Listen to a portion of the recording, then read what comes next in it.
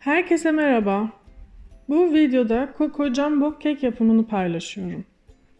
Orijinali sade bir keke çilek reçeli sürüp Hindistan ceviziyle kaplayarak yapılıyor. Ben sade kek yerine limonlu kek yapmayı tercih ettim ve çilek reçeli yerine karadut reçeli kullanıyorum. Limonlu kek için oda ısısında yumuşamış tereyağını toz şeker, pudra şekeri ve vanilya şekeri ile çırpıyorum.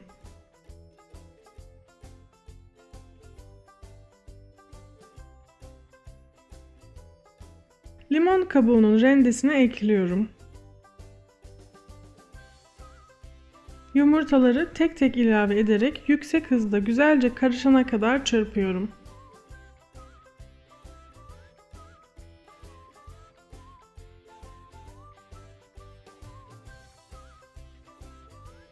Mikserin hızını en düşüğe alarak azar azar unu, kabartma tozunu ve sütü ekleyerek kek harcımı hazırlamış oluyorum.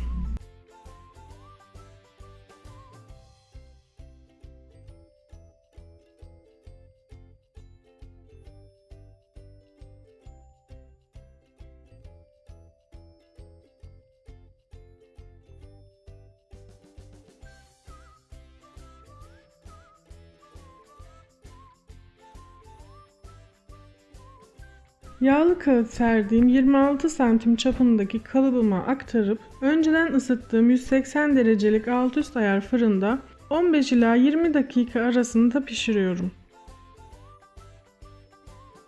Keki fırından aldıktan sonra soğumaya bırakıyorum.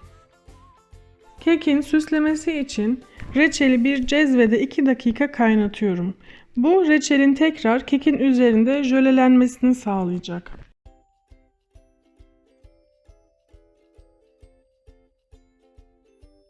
Bir fırça yardımıyla kaynamış reçeli kekin her yerine sürüyorum ve reçel donmadan Hindistan cevizi rendesiyle kaplıyorum.